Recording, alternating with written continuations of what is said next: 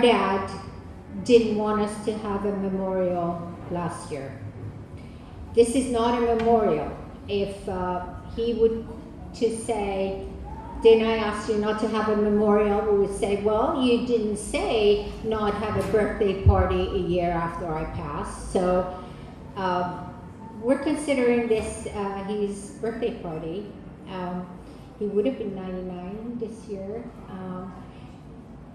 Thank you so much for being here. More than anyone else, of course, my mom, but my dear sister. This was her idea, and she put all this together. So, Vita, thank you. Thank all of you who traveled from very, very far to be here with us. We love having you here.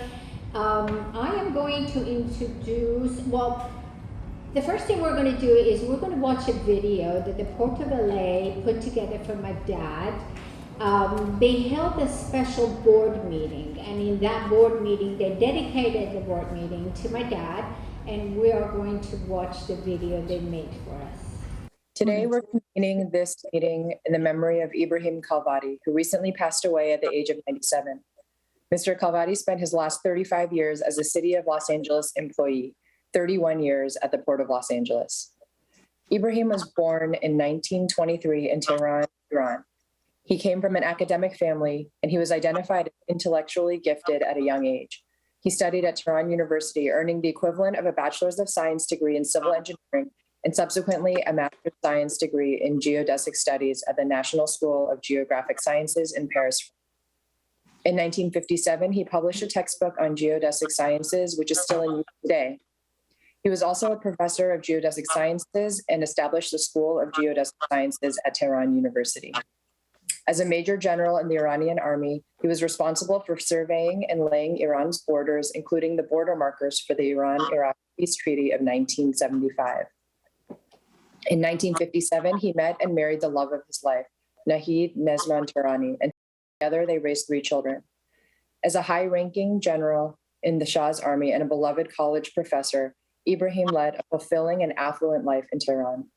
That all changed in 1979 when the Shah of Iran was deposed and the Shah's supporters were rounded up in the street, imprisoned, and executed. The lucky ones were exiled. Ebrahim was a major general in what we would call the Army Corps of Engineers and not directly involved in politics or associated with the standing army per se, but he was arrested just the same. Right before he was arrested, he was able to evacuate his wife and children on the last plane out of Tehran. His family made their way to the United States and stayed with relatives in Oklahoma. They received precious little news regarding Ebrahim's fate, but would read the Iranian newspapers every day to see if their father was listed as executed. His daughter, who was a teenager at the time, said it was an excruciating few months. Fortunately, Ebrahim was a very popular professor at the university, and when his students found out that he had been imprisoned, they secured his release and saw that he was given safe passage to the United States to be reunited with his family. Ebrahim once told a colleague that although he was wealthy beyond belief in Iran, his escape with just his family, he considered himself the richest man in the world. Starting his career over at the age of 56 in a new country could not have been easy, but Ebrahim handled it with grace and dignity. The Khalvati family moved to California, where he took a series of temp jobs like bookkeeping while he went back to college and enrolled in engineering classes that he once taught and became a registered professional civil engineer in California. When in the early 2000s, the City of Los Angeles introduced new geographic mapping equations that would effectively change the way the port was required to map all of our properties and affect the construction of new projects, Ebrahim was able to utilize his command of advanced mathematics to devise an Excel spreadsheet that would convert the old coordinates to the new coordinates quickly and easily. Ebrahim was not only a mathematical genius, he spoke Persian, Arabic, French, English, and Turkish. He was also known for his skills in the kitchen and famous with family and friends for his hospitality and feeding the body as well as the mind and soul. Ebrahim, always the professor, continued his interest in welfare of the young engineers and engineering students here at the Port of Los Angeles. He was always there to offer encouragement and information and invited people always to his home. He was generous and thoughtful on his travels back to the Middle East. He would return with beautiful enameled handmade memento boxes for his fellow employees. Ebrahim successfully modeled for all of us the concept that no matter what happened to you, it is how you conduct yourself going forward that makes you a success. Ebrahim was a successful man who demonstrated that it is never too late to start over. At 97, he was the city of Los Angeles' oldest employee. Ebrahim is survived by his wife of 64 years, Nahid, children, Bita, Fariba, and Reza, and 3 grandchildren, and the enduring admiration of the entire Port of Los Angeles family for a man who not only survived the worst of his life, but embraced the best of his life. Please join us for a moment of silence.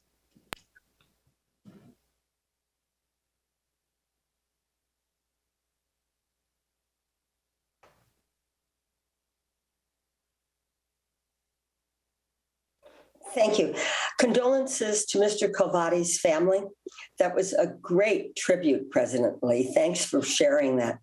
And it also is a reminder to us of the tremendous contribution that immigrants make to this country and how lucky we were to have someone like Mr. Khalvati. His life not only embodies everything you said, which was spot on, but also the question of immigration and further the question of working as long as you are happy with it. 98 years old. What a fantastic example. To the family, our condolences, but you were very lucky to have him for so many years. Thank you. Now at this point, I want to introduce Mr. Ardalan, Mr. John Ardalan, who's one of the first gentlemen who met my dad at the city of Los Angeles. He is a civil engineer. He has a PhD in construction management and Doctor of Business Administration, so many accolades. And he was the first Iranian engineer hired in 1979 in Department of Building and Safety of City of Los Angeles. Mr. Ardalan would like to say a few things and welcome.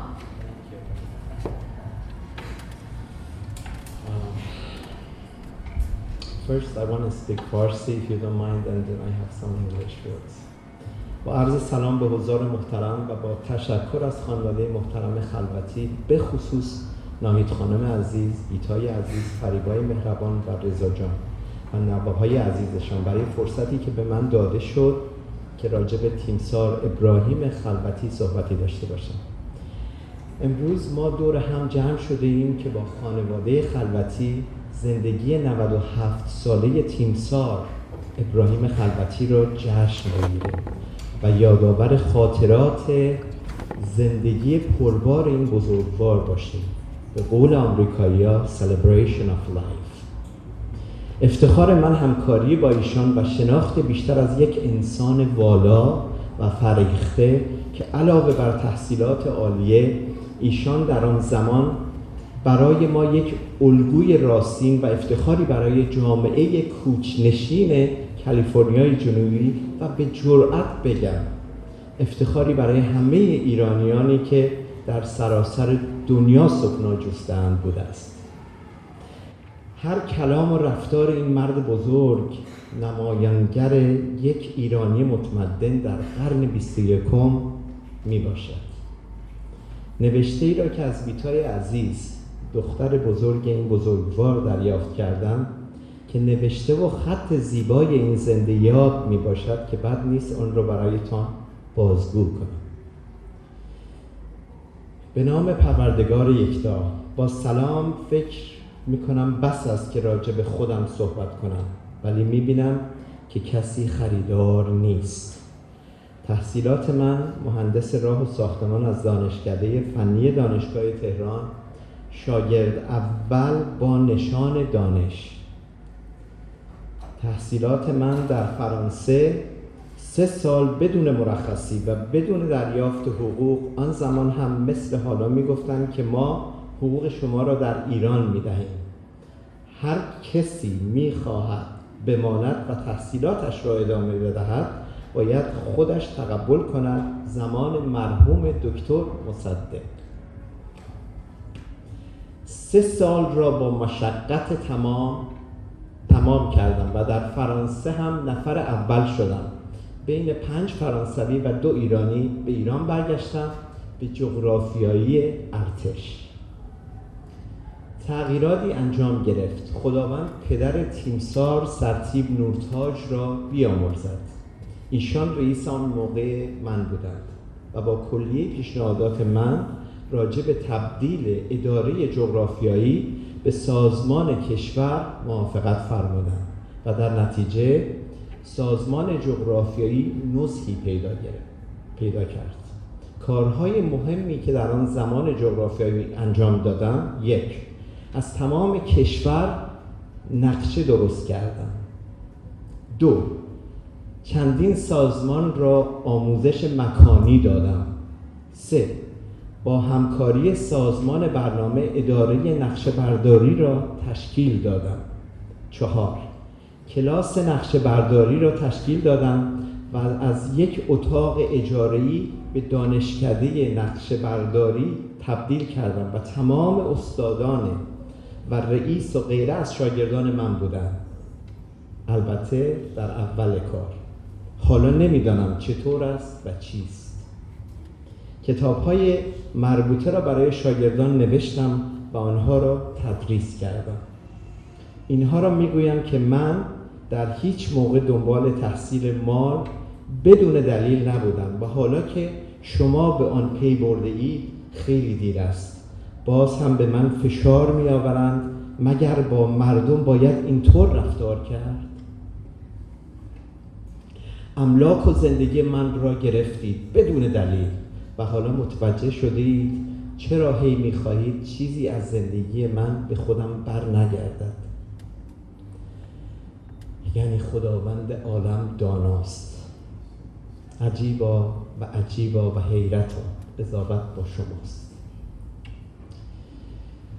ایها الناس، جهان جای تن آسانی نیست. مرد دانا به جهان داشتن ارزانی نیست. به حق تیمسار یا مهندس ابراهیم خلوتی پدر نقشه برداری ایران نام خواهد گرفت. من به عنوان دانشجویی که لیسانس هم از ایران گرفتم کتاب‌های دکتر خلوتی رو به ما آموزش میدادن. نقشه برداری، کلاس نقشه برداری ما اسم مهندس خلوتی بود و این رو وقتی که ایشون افتخار آشنایی ایشون رو پیدا کردم و وقتی به آمریکا اومدن که در سال 1986 سیتی آف لس آنجلس ایشون رو استخدام کرد، این افتخار رو داشتم با ایشون که واقعا یادآوری بود برای من. خیلی مهم بود که استاد من، کسی که کتابش رو من درسش رو یاد گرفتم، باهاش همکار شده بودم.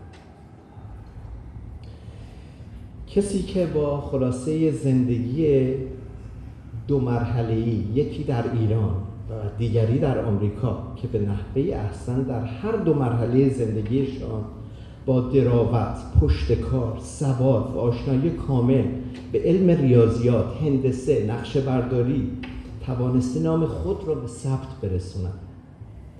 من از طرف خودم و جامعه مهندسین و آرشیتکت‌های ایرانی تبریکی دارم به سرکار بانو ناهید خانم عزیزم و همسر مهربانی که واقعا 64 سال، درست میگم ناهید خانم، 64 سال زیر یک سقف با هم زندگی کردیم. فرزندان موفق این زندگی‌ها مهندس بیتای عزیزم، مهندس فریبای عزیزم که یکی از آرشیتکت‌های به نام ما هستند. بیتای عزیزم اینتریور دیزاینری هستن که واقعا بارها و بارها اتفاق افتاده کارهای قشنگش رو در قسمت‌های مختلف شهر ما می‌بینیم. خود این باعث افتخاریه. و رضای گل من، رضای عزیز من، رضا جان که یکی از موفق‌ترین ریل استیت‌های شهر هستن و نوه‌های مهربان. امیدوارم که اسماشون رو درست بگم: سارای عزیزم، رایان عزیزم، امید عزیزم. برای داشتن چنین پدر بزرگواری و پدر بزرگ والایی که الگوی راستین برای همه ما هست بهتون تبریک میگم. Hi everybody. I am so pleased and honored to be a part of General Ebrahim Khalvati celebration of life. As a former co-worker of his, it was my pleasure to work with such an icon and knowledgeable person. I learned a lot from him, not only from his expertise, but from his wisdom and humanity. General Ebrahim Khalvati, age 97, of Long Beach, California, passed away peacefully, surrounded by his loving family in Harbor City, California, in the early hour of May 30, 2021. Ebrahim Khalvati was born of Askar Khalvati and Gohar Muzaffari on July 7, 1923, in Tehran, Iran. From 1942 to 46, he studied at Tehran University, earning a Bachelor of Science degree in civil engineering. From 1951 to 53, he took advanced study at National School of Geographic Sciences, Paris, France, receiving the Master of Science. As a Major General in the Iranian army, he was responsible for surveying and laying Iran's borders. Of note, he was responsible for the border markers for the Iran and Iraq Peace Treaty of 1975, before revolution, when Shah was in power. We had a couple of times war with Iraq, and finally we had a peace in 1975. He established the School of Geodesic Science at Tehran University, where he was professor of geodesic sciences. He wrote the textbook Geodesy, published in 1956 in Geodesic Sciences, which is still used today. On July 3, 1957, the most important phase of his life began. Ebrahim married the lovely Nahid Nizam Tehrani, which is sitting here, so beautiful. I'm glad to see you, Nahid Jan, and I wish you lost such a big man. He was honorable, and we always honor him.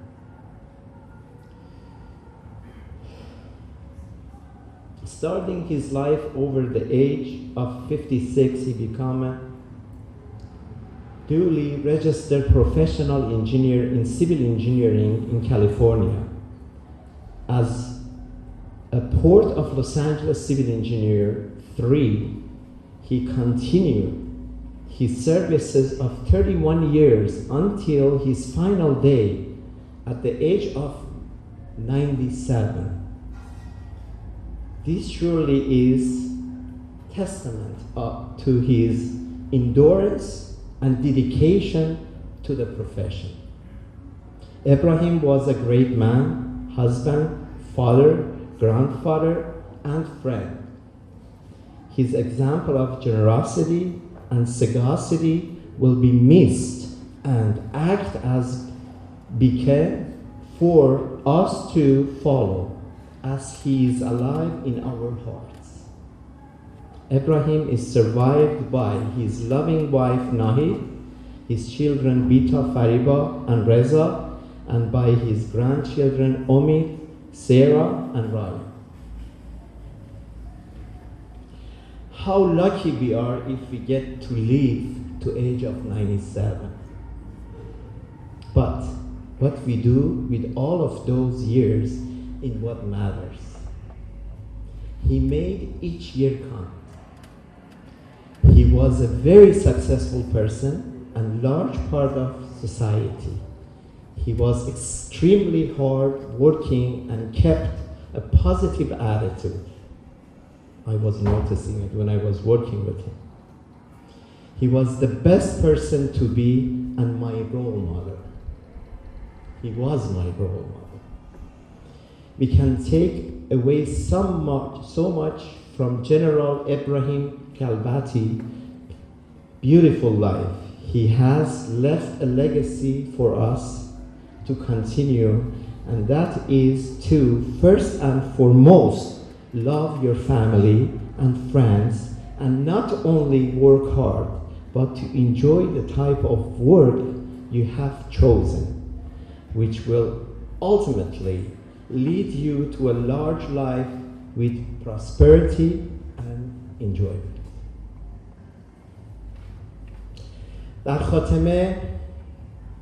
خاتمه هر یاد بود پیامی رو از زندگی شخصی که از دست رفته به دست خواهیم گرفت یا به دست خواهیم آورد.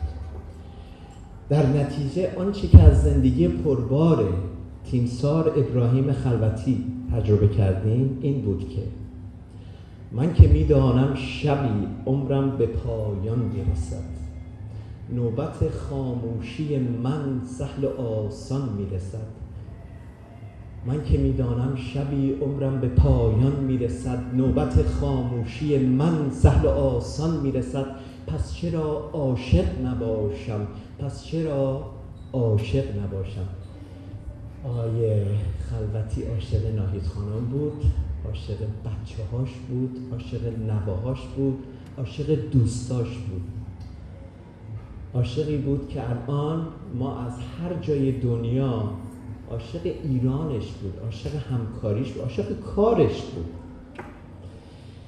نقشه برداری اثر جاودانی برای ما ایرانیا به جا گذاشت و این خود باعث عمری دراز و با عزت گردید که به خاطر عشق به رشته تحصیلیش که نقشه برداری بود واقعا این عمر قشنگ رو ادامه داد و گرفت و این درسیه برای همه ماها.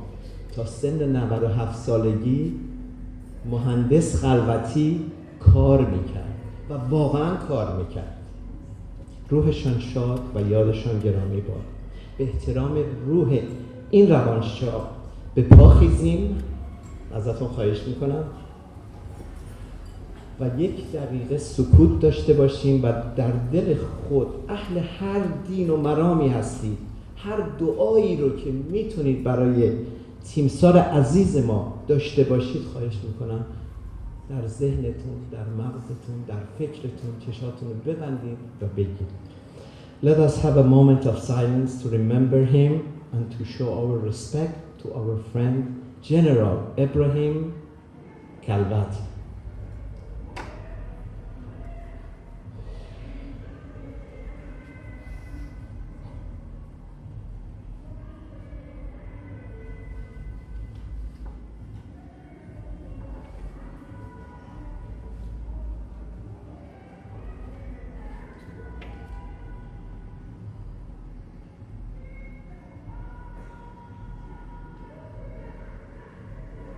روحشان شاد. God bless him.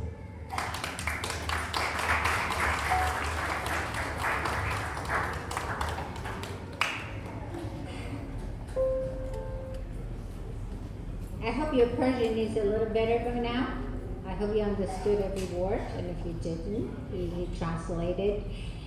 At this point, I'd like to welcome Colonel Arnold Strong, please, and he'll tell you why he's here.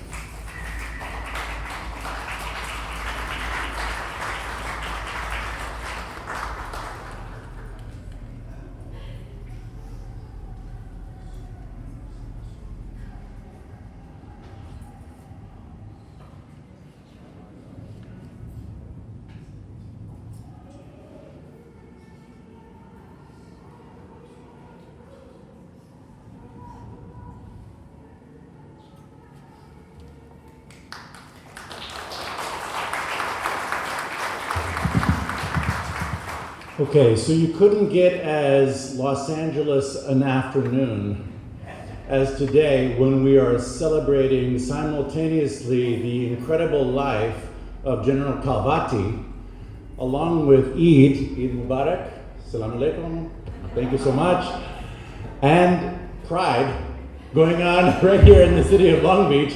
It's a very Los Angeles type of day, right? I enlisted in the United States Army in 1985 when I was 17 years old. It was a very different time in the United States, and I came back to Los Angeles as a colonel, and I reconnected with my high school sweetheart and remarried, and married my high school sweetheart 3 years ago last month. And I moved into the Villa Riviera, a building that I was crazy. I loved this place. It's such an extraordinary place. This is literally the exact room where I held my retirement ceremony, in 2017. And I got to meet Madam and General Khalvati in the 10 stack. They live in the unit immediately below me. So I always have to be very careful with how much noise I make. But I'm a veteran of 3 tours in Afghanistan and in Iraq, 2 tours. And I'm a basic Arab linguist, and although Dari and Persian, Farsi are related languages, they're not the same, and I have lived a good decade of my life within the Islamic world. And I first met my first Iranian when my mother took on a boarder at Loyola Marymount in 1979. And so I have had a long affection for the Iranian people. I'm a graduate of UCLA, which means Westwood, which means the largest Iranian Persian population outside of Tehran in the world. And I just want to say that it was a great honor to be a fellow military professional living beside you and your husband. And I hope and pray that the rest of the 21st century looks a lot less like the 20th century in peace and harmony with some of the most extraordinary poets on planet Earth, some of the most extraordinary mathematicians and astronomers on planet Earth, and the American people, because I'm so grateful to be your neighbor, and I'm really honored to be here. Khuda Hafiz.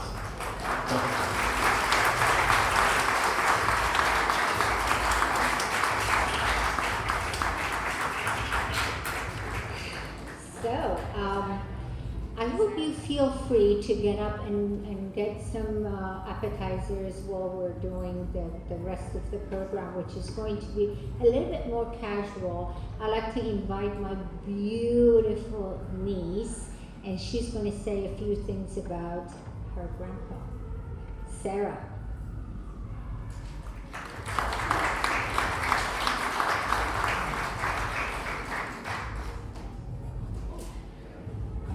Hi, everybody. First of all, thank you all for being here and for riding the wave with us. It was, makes it a little bit more fun, makes the story a little bit more interesting. I'm happy that everyone was able to make it. And I'm going to go off the cuff with this. I did write some things down, but I'll get dizzy trying to read it anyway at this point. Like my aunt did mention, my grandfather would have hated this. It would have been something he didn't want us to put together. And I think the only way this would have happened is by him supporting it on the other side, because he's definitely here with us today. Everything that came together the way that it did, I swear it was my grandfather guiding me. And it all did come together very beautifully.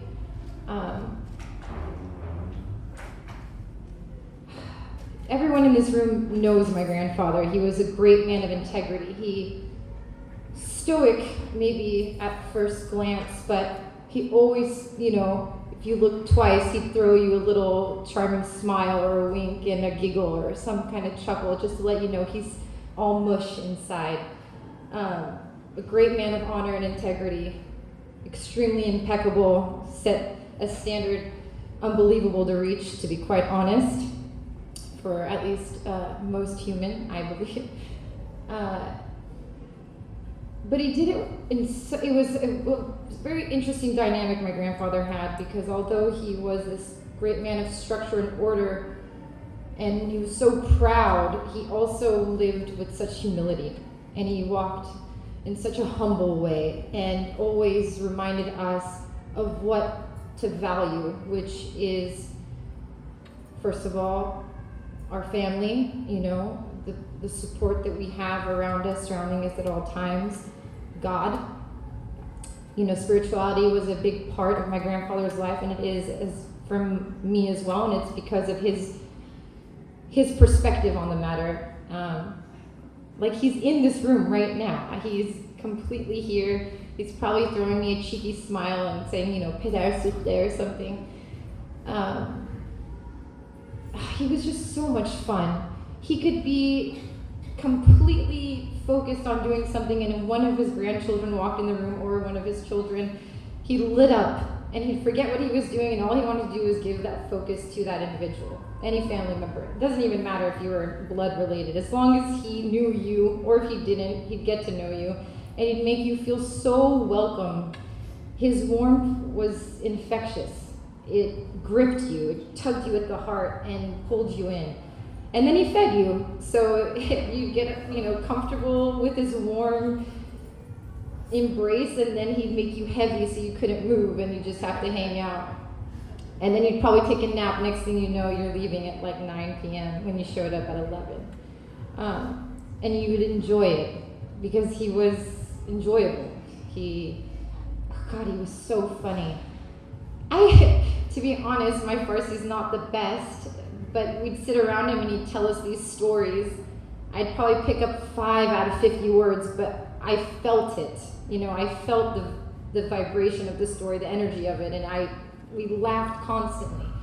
In my grandfather's household, laughter was almost a prerequisite. You couldn't walk in the room and not leave with your face hurting or your stomach,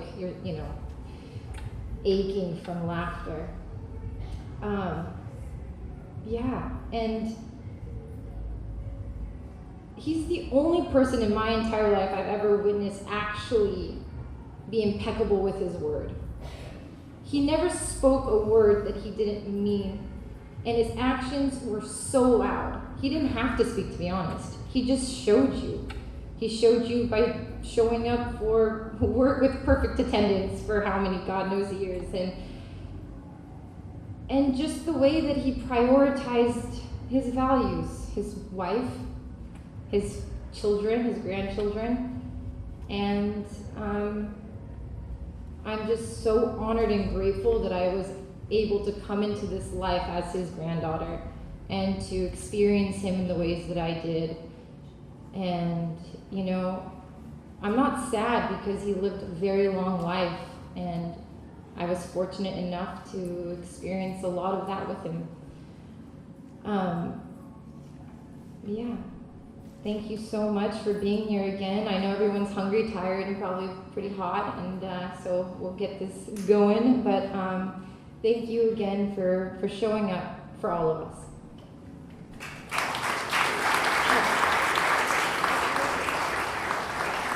You know what? Sorry, I forgot. Bear with me. I do want to end with this one prayer that I did right for him right after he passed. It's a selfish thing. It's mostly I wanted to go straight to his ears, I guess. And I know that it will. So, a legend transitions. It's difficult for me to express how I feel in regard to the recent passing of my grandfather. I feel his presence so strongly that writing about him in any sort of farewell doesn't align with my truth. I know his physical body is no longer grounded here on this earth, but his soul is surrounding us. His voice is guiding me as he continues to whisper wisdom into my ears. His smile and laughter flood my heart with joy and bring tears of gratitude knowing he's still here with us. When I feel the breeze or hear the birds and trees sing, I know he's here dancing around me, connecting to me and protecting me. My grandfather is a legend, a man of great integrity and honor, full of sacred wisdom and overflowing love. So Grandpa, my love, this is not goodbye. This is hello from here because I can feel and see you everywhere. Thank you.